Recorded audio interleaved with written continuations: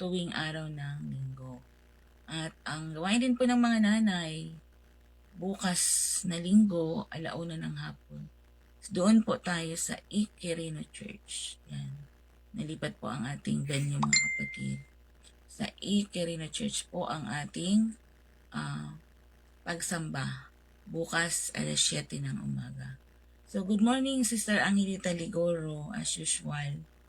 Masugid nating tagapakinig.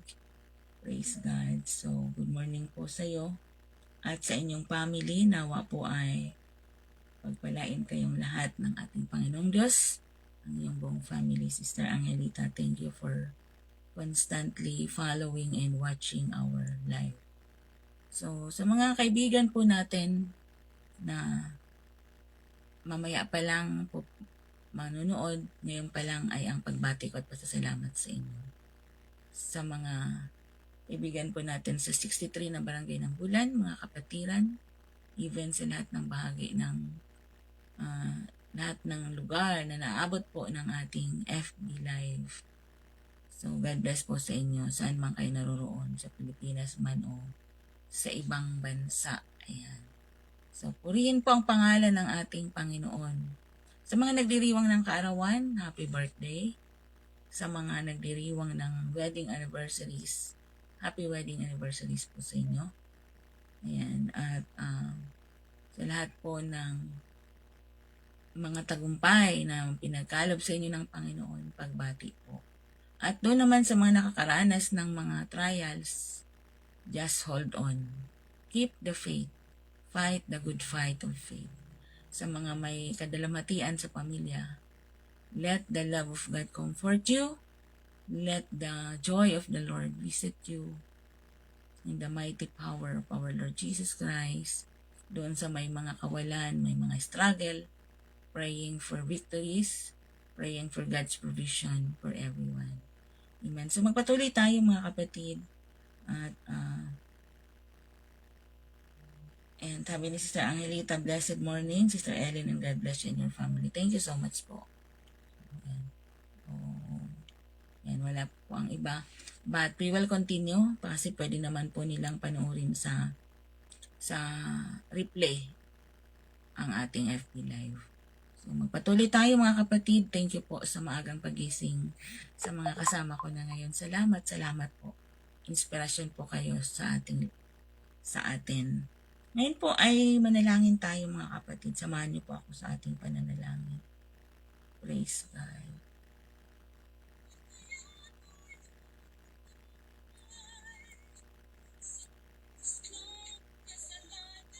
Purihin ang Panginoon. Praise the Lord.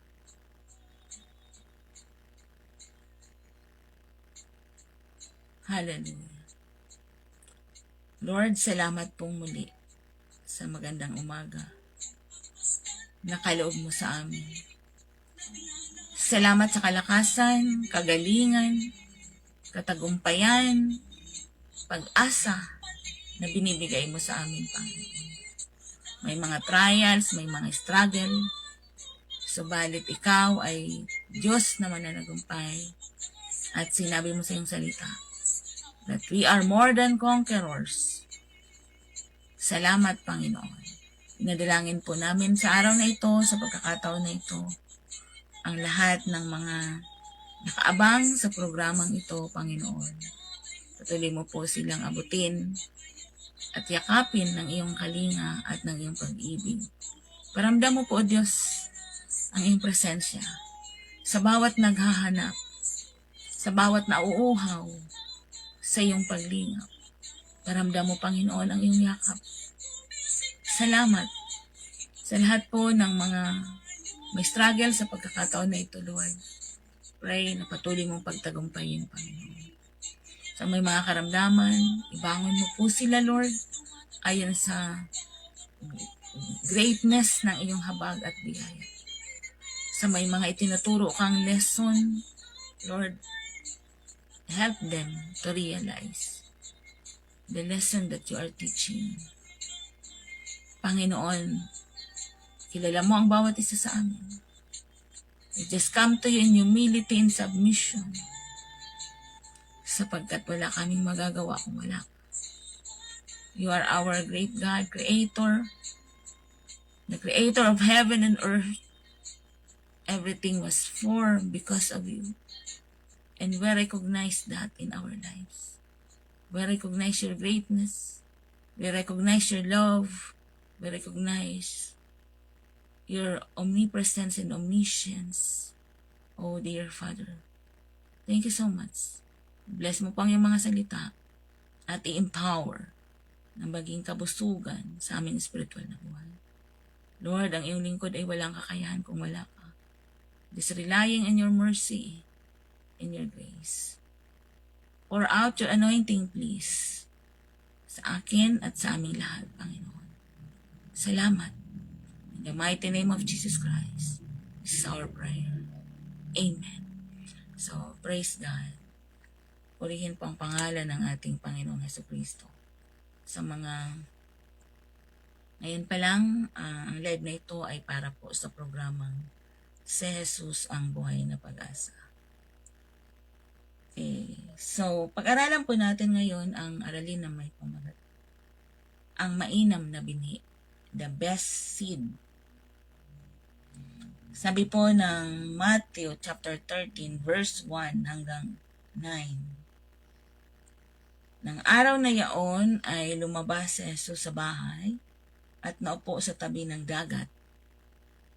At nakisama sa kanya ang lubhang maraming tao.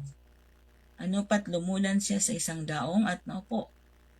At ang buong karamihan ay nangatayo sa baybayin. At pinagsalita niya sila ng maraming mga bagay sa mga talinghaga na sinasabi, narito, ang manghahasik ay yumaon upang maghasik.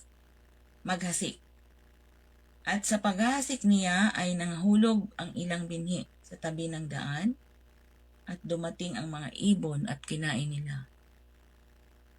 Ang mga iba ay nangahulog sa mga batuhan. At dooy walang sapat na lupa at pagdakay sumibol, sapagkat malalim ang lupa. Sapagkat hindi malalim ang lupa. At pagsikat ng araw ay nangainitan, at dahil sa walang ugat ay nangatuyo. Ayan. Verse 7. At ang mga iba ay nangahulog sa mga dawagan, at nagsilaki ang mga dawag at ininis ang mga yaon. At ang mga iba'y nangahulog sa mabuting lupa at nangagbunga at ang ilay tig 100 at ang ilay tig 60 at ang ilay tig 30. Ang mga may pakinig ay makinig. So, purihin po ang pangalan ng ating Panginoon. Dito sa binasa natin, nabanggit dito ang tungkol sa parable of the sower, ang mga hasik, mga kapatid. Sabi dito, ang mga hasik ay naghasik ng binhi. Subalit, iba-iba po yung naging kapalaran. Iba't iba yung naging resulta, nung mga binhi sa kanyang pagtatanim. Sabi dito, una, may nahulog sa tabing daan.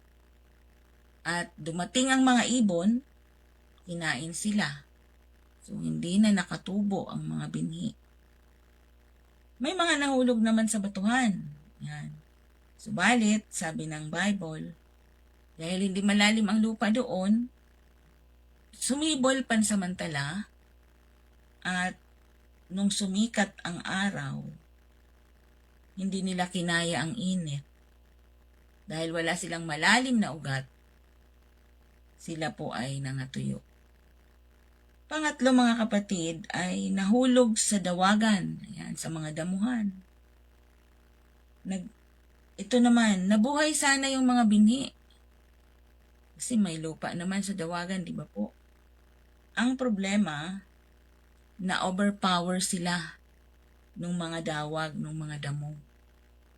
Kumbaga, mas mabilis dumami yung mga damo na overpower yung mga binhi, hindi sila nakatubo ng maganda.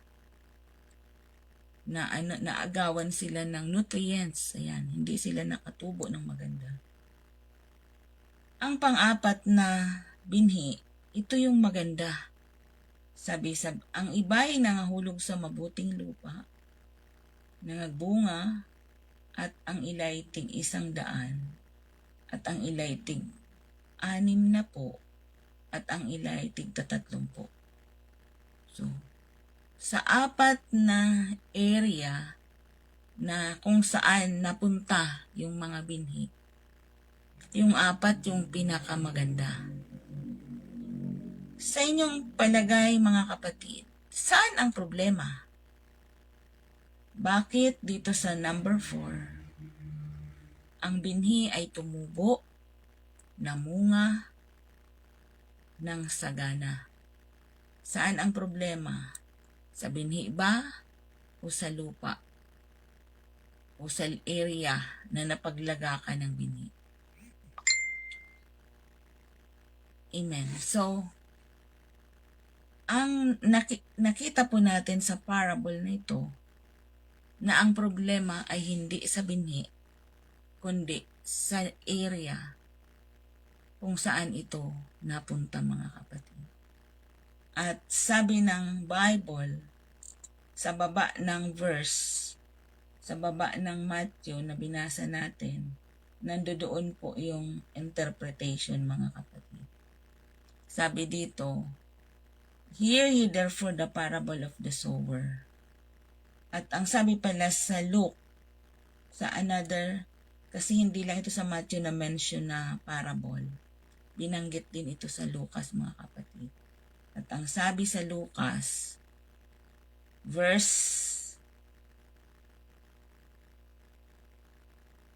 sabi sa Luke, mga kapatid, "The seed is the word of God." Luke 8:11, "Now the parable is this, the seed is the word of God." So yung binhi ay ang salita ng Diyos. Sa umagang ito, sa bawat pagkakataon na tayo nakikinig ng salita ng Panginoon, we are receiving the best seed. Tumatanggap tayo ng pinakamainam na buto na binhi. Walang iba ang salita ng Diyos. Pero ang pagtubo ng binhi ay nakadepende po sa atin. Tayo pong mga tumatanggap ng Word of God, tayo po ang sinisimbolo ng mga areas na napuntahan ng seeds ng iba't ibang uri ng lupa. So, sumisimbolo po yun sa atin, sa ating mga puso, sa atin bilang mga receiver ng seed of the Word of God. Okay, so sabi dito, ang iba ay napunta sa daanan at sila ay tinuka ng mga ibon. Kaya, dahil hindi sila nagkaroon ng ugat, mga kapatid. So, huwag nating hayaan na hindi umugat ang salita ng Diyos sa ating mga puso. Every time na nakikinig tayo ng salita ng Diyos, tanggapin natin ito ng may pasasalamat at pagpupuri sa ating Panginoon. Marami, ito din, mga kapatid, ay sa ating mga pangangaral, sa ating mga pagtuturo. Evident din po ito. Nakikita din natin na madami yung, kunwari mayroong preaching, padaan-daan lang yung iba, natatanggap nila ang word, pero madaling makalimutan, madaling mawala. So doon po, iyon po ang sinisimbolo ng mga ibon. Ibig sabihin yung kaaway, inaagaw yung atensyon ng tao sa salita ng Diyos. Sa panahon natin lalo na, mga kapatid, ang daming interruption, ang daming distraction sa ating atensyon na binibigay ng kaaway just to hinder the best seed in coming into our hearts. So, sa mga kabataan, ang daming offer ng kaaway na mga temporary enjoyment, entertainment. Yan. Kaya 'di ba sa pansin natin kapag usapang concert, usapang party-party, ang dami. Pero pag Word of God, kukunti. That's the sad reality in our world. So, that nakakalungkot. And dito sa salita ng Diyos, pinakita dito that, kaya nga sabi ng Bible, di ba, in the last days, people will have itching ears. So, kakati ang mga tenga. They will not enjoy in listening the Word of God. So, blessed po tayo na ini-enjoy natin ang pag-aaral ng Word of God. So, number 1 po yan na nakita natin dito na ang iba sa mga binhi ay nahulog sa tabing daan at tinuka ng mga ibon. So, tayo na tumatanggap ng Word of God, huwag nating hayaan na masayang lang ito, kundi bigyan natin ito ng importansya na tumubo sa ating mga buhay. At sa ating namang paghasik, mga kapatid. And to din, makikita din natin dito na yung parable of the sower, he plant the seed everywhere. Kasi ang sabi ng Bible, ipangangaral ang salita ng Diyos sa lahat ng dako bago dumating ang wakas. So kaya kung mapapansin natin ngayon, the preaching of the word is fastly penetrating, circulating all over the places. Madami ang nagtuturo ng salita ng Diyos. Madami ang nagpipreach ng Word of God. Even tayo sa church, we maximize the time to preach the Word of God in season or out of season. So there is no such a wrong place kung titingnan natin din. Ang problema lang doon sa receiver. Pero ang importante, naibigay ang best seed sa kanila. That's the Word of God. So, and I believe naman na ang salita ng Diyos kapag na-share, darating ang panahon din na magkakaroon ito ng effect sa bawat buhay, mga kapatid. Okay? So, that's the first one. Number 2, mga kapatid. Sabi, he that received, ang iba daw ay nahulog sa batuhan. Yan. At dooy walang sapat na lupa. Sumisimbolo din ito sa another type of human heart. Matigas, mga bato. Kaya minsan sa ating pag-share ng Word of God, may mga tao na matagal makareceive, matagal ma-accept ang Word of God. Or minsan naman, sa una nagiging masigasig, pero paunti-unting nawawala dahil yung mababaw ang ugat. So, wag nawa ito mangyari sa atin na maging mababaw ang ugat natin dahil sa puso natin na pinatitigas natin. So, sabi dito, nangahulog sa batuhan at do'y walang sapat na lupa at pagdakay sumibol sapagkat hindi malalim ang lupa. At pagsikat ng araw ay nainitan at ang ugat nila ay natuyo.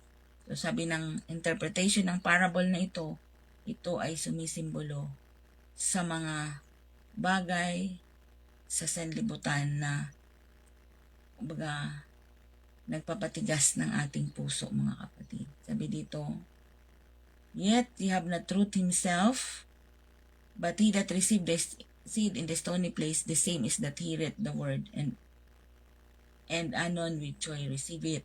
Yet he had no root in himself, but cured it for a while. For when tribulation, persecution arises because of the word, by and by he offended. So natisod dahil sa mga pagsubok, mga trials, o mga persecution.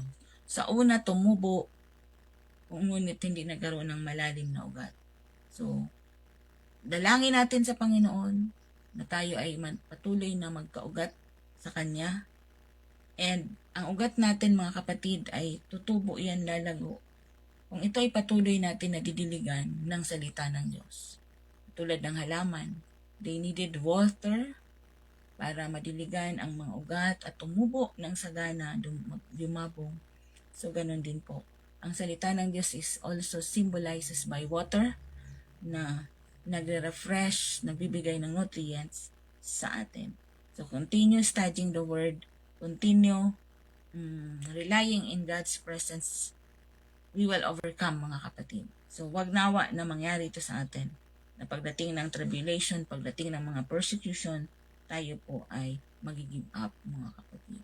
So, let us pray also for those mga kapatid natin na unang nagsimula subalit ng hina. Nawa po ay makabalik sila. Nawa po ay ibalik sila ng Panginoon sa kanyang presensya, sa kanyang paglilingkod. So, if someone listening today na ito po yung condition mo, I want to encourage you that God is waiting for your return. Katulad ng prodigal son, hinintay ng ama yung kanyang muling pagbabalik at siya ay niyakap. So God is waiting for you for your return. God is giving you a second chance. Huwag mong sayangin ang pagkakataon. Huwag mong sayangin ang opportunity to serve and to come into God's presence na ino-offer niya sa atin. So, doon sa mga nakaranas ng backsliding, doon sa mga nakaranas ng panghihina, I am encouraging you, muli magpakalakas kapatid, bumangon, tumuyo, habang hindi pa huli ang lahat. May pagkakataon pa na binibigay ang Diyos, huwag po nating sayangin ang opportunity that God is giving us mga kapatid. So, hallelujah. Purihin po ang pangalan ng ating Panginoong Jesucristo.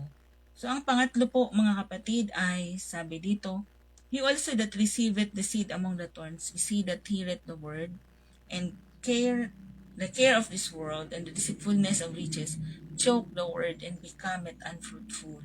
So, isa sa mga nagiging dahilan bakit hindi nagiging fruitful ang mga mananampalataya dahil sa mga pleasures and sabi dito na na-choke sila, nasakal sila.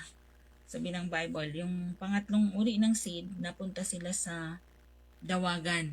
Yung mga dawag ay simbolo po, sabi ng Bible mismo sa kanyang interpretation, this symbolizes the riches and pleasures of the world. So, sa mundong ito, madaming mga kumbaga, umaagaw sa ating atensyon katulad ng mga kalayawan, mga kasiyahan, mga pansamantalang kaaliwan, even yung sometimes yung mga kayamanan na mayroon ang sanlibutan na to. So, isa yan sa reason na naging dahilan bakit yung pangatlong group ng seeds na ilagay sa dawagan ay hindi nakapagpatuloy mga kapatid. Tumubo sila, subalit na ininis sila ng mga dawag. So, wag po natin itong mangyari sa atin mga kapatid, na yung mga dawag ay maging hadlang. I mean, yung mga cares of this world, mga alalahanin sa mundong ito, the deceitfulness of riches, ang pandaraya ng kayamanan. So, sabi sa Tagalog dito sa verse 21, at gayon may wala silang ugat sa sariling at ang nahasik sa dawagan ay yaong dumirinig ng salita. Ngunit ang pagsusumakit na ukol sa sanlibutan at ang daya ng kayamanan ay siyang uminis sa salita at yao ay naging walang bunga. So yung pagsusumakit sa sanlibutan, sa mga bagay ng sanlibutan, at yung pandaraya ng kayamanan. So, ang kayamanan po ay pwedeng maging way para tayo ay hindi maging fruitful, para tayo ay maging malayo sa Panginoon kung hindi natin ma-manage ng tama yung mga blessings. So, sabi dito, remember Lot's wife. Sabi ng Luke 17:32. So, So, alalahanin daw po natin ang asawa ni Lot. Sabi ng 33, whosoever shall seek to save his life shall lose it. And whosoever shall lose his life shall preserve it. Ang sino man daw na nagnanais na iligtas ang kanyang sariling buhay, ay siyang mawawala nito. Subalit yung mawala ng buhay shall preserve it. I tell you that in that day, in that night, there shall be two men in bed, and the one shall be taken and the other shall be left. Ito po yung reminder ng Panginoon sa kanyang muling pagbabalik. Na pwedeng may dalawa daw na natutulog sa higaan, ang isa ay nakasama at ang isa ay naiwan. Two women shall be grinding together. Pwedeng yung dalawang babae ay nagigiling sa gilingan. The one shall be taken and the other should be left. Ang isa ay madadala, masasama sa pagdating ng Panginoon, ang isa ay maiiwan. Two men shall be in the field and the one shall be taken and the other shall be left. Ngayong dalawang tao sa palayan, sa taniman, sa bukid, ang isa ay masasama, ang isa ay maiiwan. And they answered and said unto him, Where, Lord? And he said unto them, Whosoever the body is, later the eagles gather together. So, kung nasaan daw yung katawan, nandoon yung mga eagles. Nasaan daw yung bangkay, nandoon yung mga eagles. Ano mo ibig sabihin nito, mga kapatid? So, what's the sign? May mga tanda. Pinaparealize dito ng Panginoon sa mga alagad ang mga tanda na sinabi na sa kanyang muling pagbabalik na namamalas po natin sa ating kapanahunan.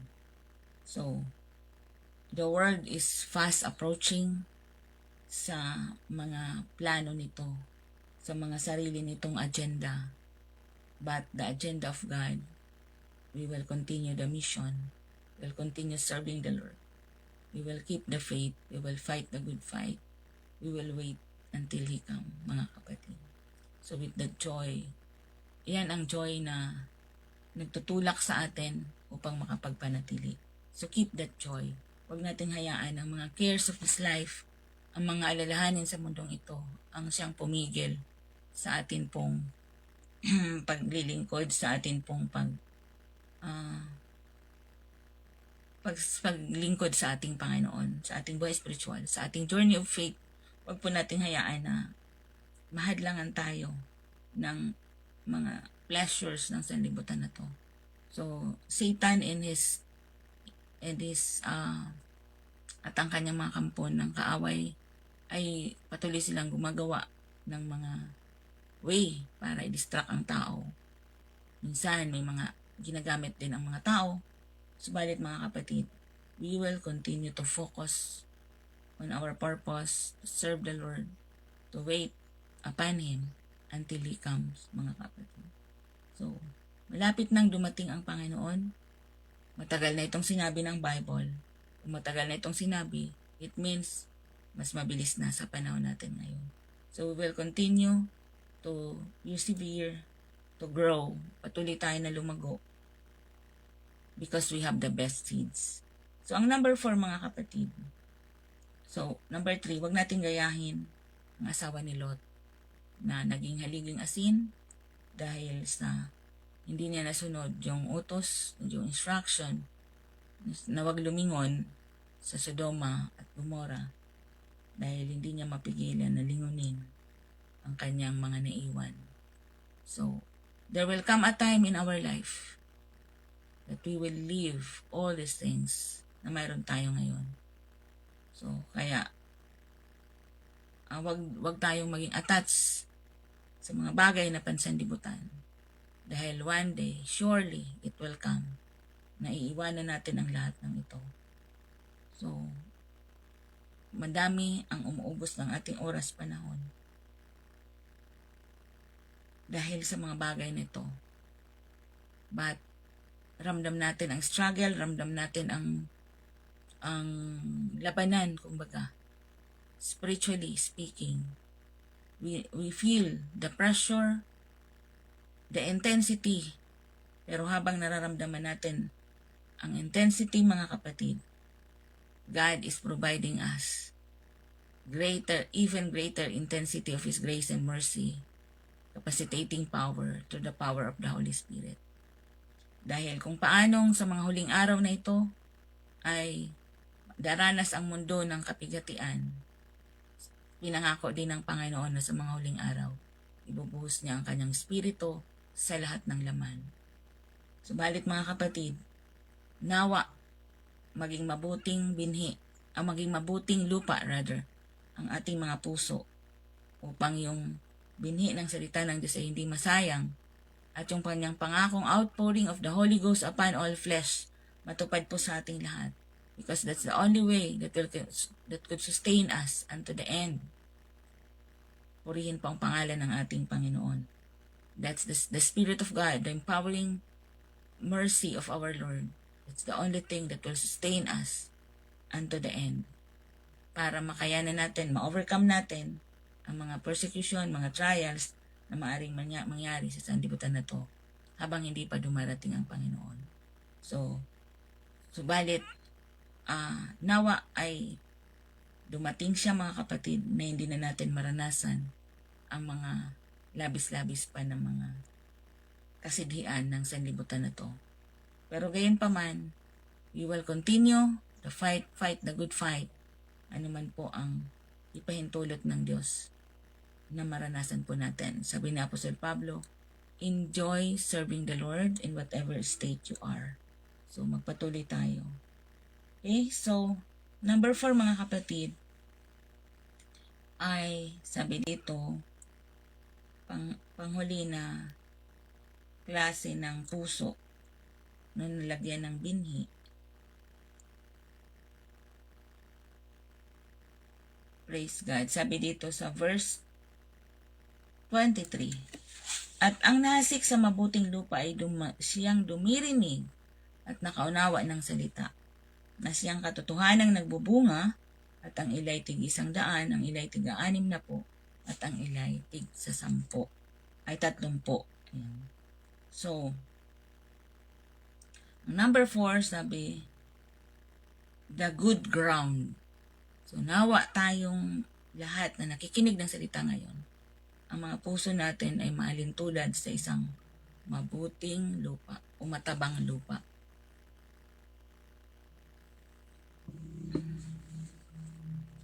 So, he that heareth the word and understandeth it, and shall bear it fruit and bring it forth, and some under 100-fold, some 60, and some 30.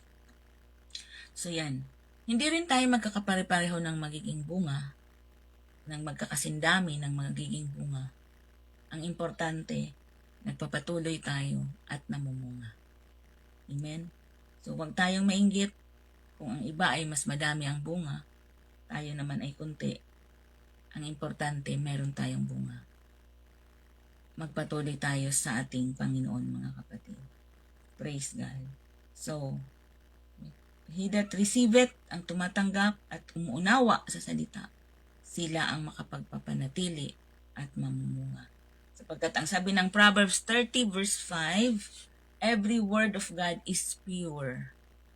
He is shield unto them that put their trust in Him.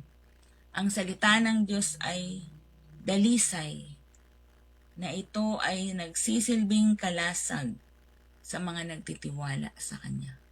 So, yung binhi ng salita ng Diyos ay nagsisilbi ding kalasag sa ating mga buhay, sa mga nagtitiwala sa ating Panginoon. Praise God. At sabi sa Mark 7:13, making the word of God of none effect through your tradition, which you have delivered, and many such things like you do. Yan. Kailan daw nagiging non-effect ang salita ng Diyos? Kailan nawawala ng kabuluhan? Because of your tradition, sabi ng Bible. So, kaya yung paglilingkod natin sa Panginoon ay hindi tradisyon, hindi nakabase sa tradisyon, but we will serve God according to the Word. Sapagkat ang sabi po ng aklat ng Juan, God is seeking true worshiper who shall worship Him in spirit and in truth. Nahanap ng Panginoon ang tunay na mananamba na magsasamba sa Kanya sa espiritu at katotohanan. So, it is not tradition, it is not religion, but it is relationship that will serve that will save us and bring us to our Lord Jesus Christ. So, sabi, making the Word of God non-effect.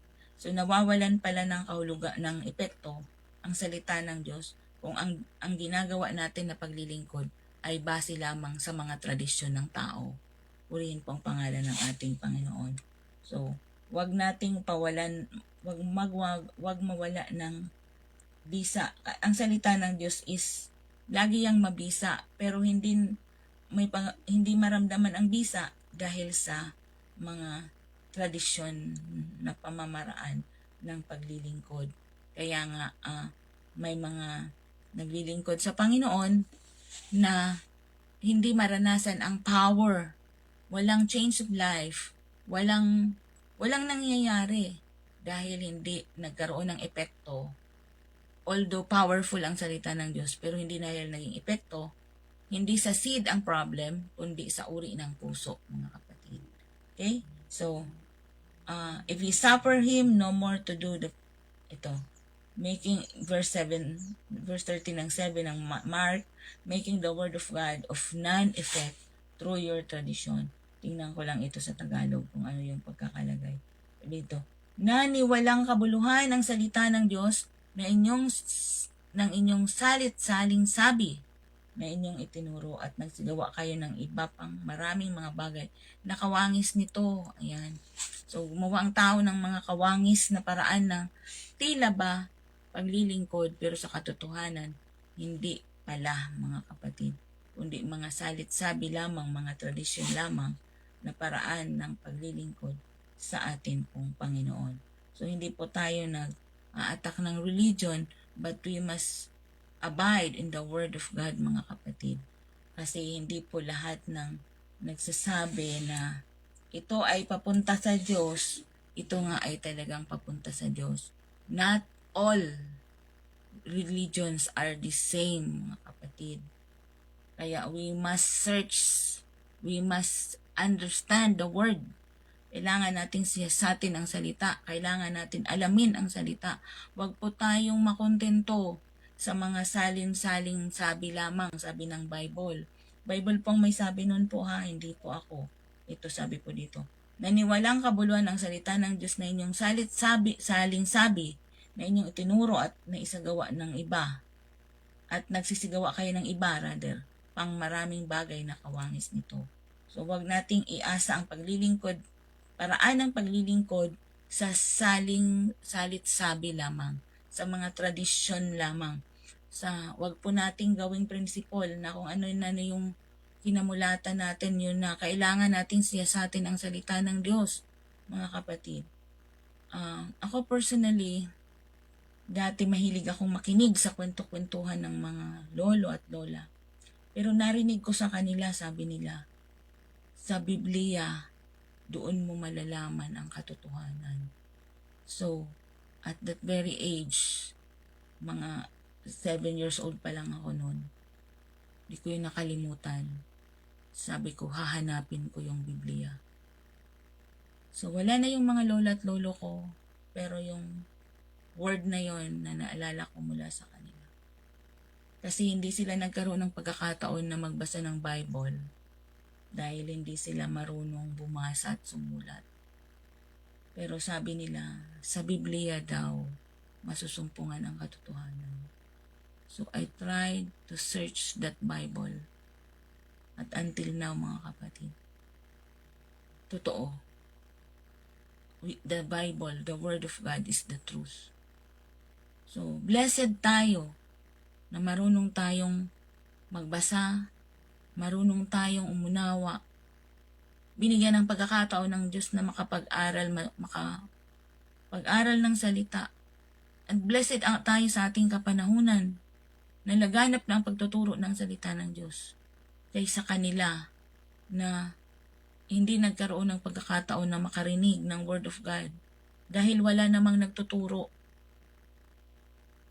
Pero tayo, ngayon, tayo na lang ang magsasawa sa preaching of the Word. Pero sana wag nating pagsawaan ang pag-aaral ng salita ng Diyos. So mga kaibigan, kapatid, Huwag tayong makontento sa tradisyon. Let us study the Word of God. Habang may pagkakataon pa, binigay ito sa atin ng Diyos. This is the manual of life. Dito nakasalig yung paraan ng paglilingkod na nais ng Panginoon. Huwag sa relihiyon, huwag sa salit-saling sabi, kundi kung ano ang nasusulat, kung ano ang nakalagay sa Bible. The Bible teaches us that there is only one God. Sabi ng Deuteronomy, "Hear Israel, the Lord your God is one Lord." So ang Diyos ng Israel na mula noon kumikilos, na tinatukoy ng Bible as the God of Isaac, the God of Abraham, Isaac, and Jacob, the God of Israel, is also the God whom we are serving. Siya ang tunay na Diyos, mga kapatid. Dahil mula pa noon, marami ng ibang mga Diyos na kinikilalang mga tao. But the God of the Bible, the God of Israel, the God of the patriarchs, sila po yung ating sinasamba. The Creator of heaven and earth. Na sinabi sa simula pa lang ng Bible sa Genesis 1:1, in the beginning, God created the heaven and the earth. So He is the only God who deserve our worship. Siya lamang po ang ating sasambahin. Huwag po nating ibase sa tradisyon. Pinagbabawal po ng Diyos ang pagsamba sa mga Diyos-Diyusan. Tanging ang Diyos lamang po ang ating sambahin. Siya lamang ang ating paglingkuran, ang buhay na Diyos. Sabi ng Juan, sambahin natin siya sa espiritu at katotohanan. Huwag po sa larawan, kundi sa espiritu at katotohanan. Siya lamang ang pangalan na ibinigay sa silong ng langit, walang iba kundi ang pangalang Jesus na siyang magdudulot ng kaligtasan sa ating lahat, mga kapatid. So He deserve our worship. Sa Kanya natin itiwala ang buhay natin. Sa Kanya natin ialay ang ating paglilingkod, mga kapatid. Purihin po ang pangalan ng ating Panginoon. Luke 4:4, and Jesus answered, saying, "It is written, that man shall not live by bread alone, but by every word of God." So, hindi po tayo mabubuhay sa tinapay lamang, sa pagkaing pisikal lamang. Our soul needs food, mga kapatid. Kailangan din ng kaluluwa natin ng pagkain. Huwag nating pagutuman ang ating kaluluwa. We have the best seed available for us. That's the Word of God. Available para sa ating lahat. So, i-consume natin ito dahil ito ay para sa atin. Ang salita ng Diyos, mga kapatid. Huwag po natin hayaang aalikabukan lang ang ating mga Bible. Basahin natin, i-consume natin habang may pagkakataon pa tayo na malaya pa natin itong mababasa, mga kapatid.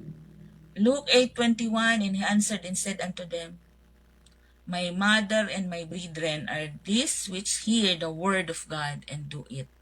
So sabi ng Panginoon, ang kanyang mga magulang at kanyang mga kapatid ay ang mga sumusunod at gumagawa ng kanyang salita. So,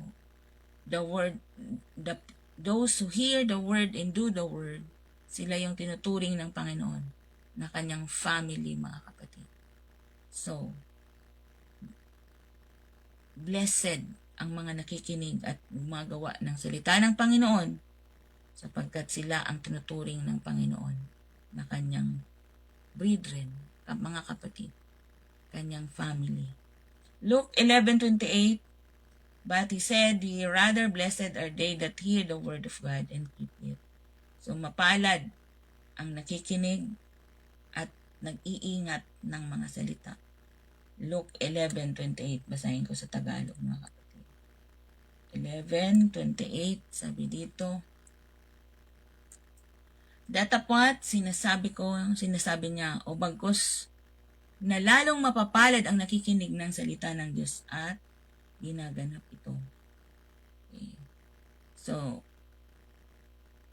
sa taas nito sabi, "At nangyari na sinabi niya ang mga bagay na ito, may isang babae mula sa karamihan ay naglakas ng kanyang tinig at sinabi sa kanya, Mapalad ang tiyang sa iyo'y nagdala at ang mga dibdib na sa iyo na iyong sinusuhan. So kumbaga pinuri ng babae yung nanay ng ating Panginoong Hesus sa kanyang pagkakatawang lupa, si Mary. So sabi, mapalad ang tiyang sa iyo'y nagdala. So blessed daw yung tiyan na nagdala sa ating Panginoon sa kanyang pagkakatawang tao at ang dibdib na iyong sinusuhan. Subalit sabi ng Panginoon, datapwat sinasabi niya, oo, bagos na lalong mapalad ang nakikinig ng salita ng Diyos at ito ay ginaganap. So, mas lalo daw mapalad.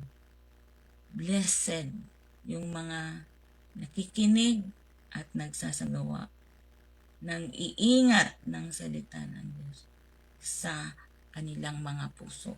So, purihin po ang pangalan ng ating Panginoong Hesukristo. Dito tayo magtatapos mga kapatid. 1 Peter 1:23, being born not of corruptible seed, but of incorruptible, by the word of God, which that liveth and abideth forever. So tayo daw po ay isinilang, hindi sa binhi na nasisira, kundi sa binhi na walang kasiraan, na walang iba, kundi sa salita ng Diyos, which liveth and abideth forever, at mananatili magpakailanman ang salita ng ating Panginoon. Whosoever is born of God, sa 1 John 3:9, doth not commit sin, for his seed remaineth in him, and he cannot sin because he is born of God. So ang ipinanganak sa Diyos ay hindi na nagkakasala at sila sapagkat ang kanyang binhi ay nananahan sa kanila. Ito yung pumipigil para hindi na sila magkasala because he is born of God, sapagkat sila ay isinilang sa pamamagitan o sa Panginoon, mga kapatid. So, anong ibig sabihin nito? The Word of God has the power to overcome sin. So, hindi natin sinasabi that we are perfect. Hindi tayo mga perfecto. Sa sarili natin, wala. Hindi natin kaya. But, the Word of God that we have received, yung mga salita ng Diyos na tinanggap natin sa ating puso, siya yung tutulong sa atin upang mapigilan tayo na makagawa ng mga pagkakasala sa ating Panginoon. Di ba po, the more that we listen to the Word of God, the more na nag-iimbak tayo ng salita ng Diyos sa puso natin. Kapag inindikan tayo ng kaaway ng mga negatibong kaisipan, mga negatibong bagay, may napoprovoke tayo, pero naaalala natin ang Word of God. Napoprovoke tayo minsan, naabot tayo ng galit, may mga taong nakakasakit ng damdamin natin, may mga nanlalait sa atin, may mga umaapak sa ating mga karapatan. Minsan nagagalit tayo mga kapatid, but the Word of God is restraining us, controlling us, na ma-manage natin ang ating mga emotion na hindi tayo magkasala. Sabi ng Bible, pwede kang magalit pero wag mong hayaang na magkasala ka. Kasi may mga bagay naman talaga tayong dapat kagalitan, katulad ng kasalanan, katulad ng paggawa ng mga, sabi yung, di ba, anong ginawa ng mga alagad nung nakita nila yung mga tao na naglilingkod sa Diyos-Diyosan, sa ibang Diyos? Pinagsabihan nila. Kasi, ang the Word of God is here for rebuke, for reproach, for correction. So, magalit tayo sa kasalanan, magalit tayo sa mga gawaing masama. Pero, pwedeng hindi tayo magkasala because the Word of God is controlling us, remodeling our heart, mga kapatid. So, yung nagbabago ng ating puso, na kahit umaabot na tayo sa sukdulan nung patience natin bilang tao, but the Lord, the Word of God, na tinago natin sa ating puso, yan yung magkukontrol sa atin, magtutulong sa atin through the power of the Holy Ghost. Yan, na nasa ating buhay, na nanahan as promise sa ng ating Panginoon. Bilang na ipinangako niya that the Holy Ghost, that His Spirit will be poured out upon all flesh. Pero hindi yan matatanggap kung hindi tayo magsisisi sa ating mga kasalanan. Tayo lalapit sa Panginoon. Sapagkat ang sabi ng Acts 2:38, repent and be baptized every one of you and for the remission of sins, and you shall receive the gift of the Holy Ghost. So we cannot receive the Holy Ghost unless we repent. Kasi hindi pwedeng magsama ang kasalanan at ang mga karumihan sa isang sisidlan at ang Espiritu ng Diyos. So, kailangan nating ipalinis ang ating sisidlan, walang iba kundi ang ating buhay. Sa ating Panginoon, through repentance, sa pagsisisi, pahugasan natin ang ating kasalanan through baptism in order for us to receive the gift of the Holy Ghost. Yan. So, kaya importante yan mga kapatid. Yeah. So, we have the best seed. Binibigay ng Panginoon ang pinakamainam na binhi, walang iba kundi ang kanyang salita. But nakadepende sa kondisyon ng puso natin ang pagtubo at paglago nito sa ating mga puso. That's the summary of our lesson for today. We have the best seed, mga kapatid. So, huwag nating sayangin ang pinakamainam na binhi, walang iba kundi ang salita ng Diyos. So, ngayon ay manalangin tayo, mga kapatid ko. Samahan niyo po muli ako sa ating prayer time.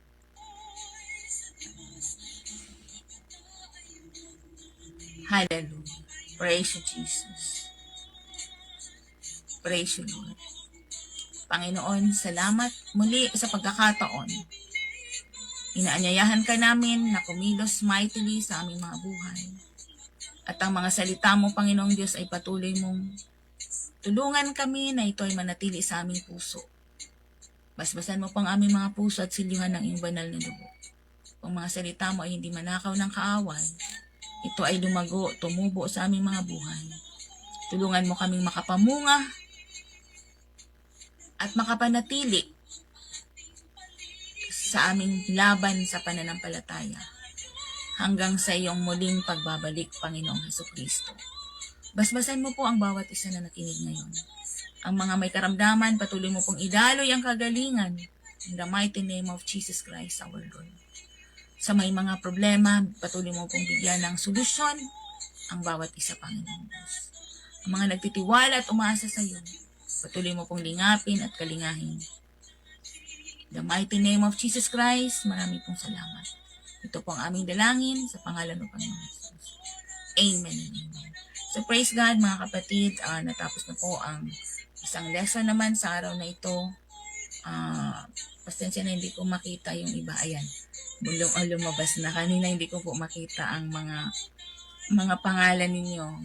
Ihabol ko ang mga greetings. Anyway, nasa FB Live tayo. Hindi naman tayo controlled ang time natin. So, Sister Eleanor Yocada, thank you. Sister Angelita Liguro. And Sister Dayan Abanyo, thank you po. At Brother Marlon sa inyong family. Sister Marico Nibaga, magandang umaga. Sister Angelita. Sister Nadia, thank you for watching. God bless you po. Sister Rosemary, Sister Marie Granado, ayan. Thank you po sa panunood. Ma'am Mida, thank you po. Sister Helen Magana, salamat po. Sister Jane Ioy, Sister Helen, Sister Sinaida, Dr. Lero, thank you po. Sir Riel, Sir Frederick, and sino pa po yung iba dito? Ayan, hindi ko po makita yung iba. Praise God. So, thank you po sa pagsama sa umagang ito. So, muli po ang atin pong pagsamba sa United Pentecostal Church ay 6:30 ngayong umaga sa lugar ng Magsaysay, alas 8 ng umaga sa Iquirino at alas 7 sa lugar ng Santa Remedios bukas.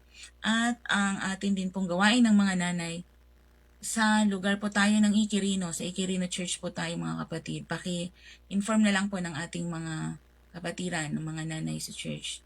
Sa lugar po ng Iquirino, doon po tayo bukas, 1:00 po ng hapon. Ayan. Nag-change po tayo ng venue. Yan po ang announcement ng ating Ladies Ministry President, Sister Ning Sadol. So, sa Iquirino po tayo bukas, 1:00 ng hapon, mga kapatid. Doon po yung venue ng gawain ng mga nanay. So, lahat po ng mga nanay ay invited po kayo to join the Ladies Ministry. Thank you po. So ngayon mga kapatid, paano magpaalam na po ako at abangan nyo na lang po. Everyday po may Bible study sa page po ng UPC Bulan Church. Mag-follow na lang po kayo sa UPC Bulan Church. Everyday po ang ating pastor ay nagtuturo. Ako po every Saturday lang as usual yung aking schedule ng live. At si Pastor Alfred po every Sunday mga kapatid. So yun po ang ating schedule. Every 5 o'clock po yan, 5 to 6. Kahit wala po tayo muna pansamantala sa New Gen FM, mawawala po tayo ng ilang buwan, pero babalik tayo. Then, i-announce na lang po natin. So ngayon, para hindi matigil yung ating momentum in the study of the Word, na-maintain na natin yung ating habit na 5 a.m. So we will continue sa FB Live lang po muna. So pa-share na lang doon sa FPC Bulan Church page mga kapatid at sa mga kapatiran po natin. So happy day, happy morning. God bless everyone. So enjoy the gift of life. Enjoy the privilege to serve the Lord. God bless you. Thank you for watching. Bye-bye.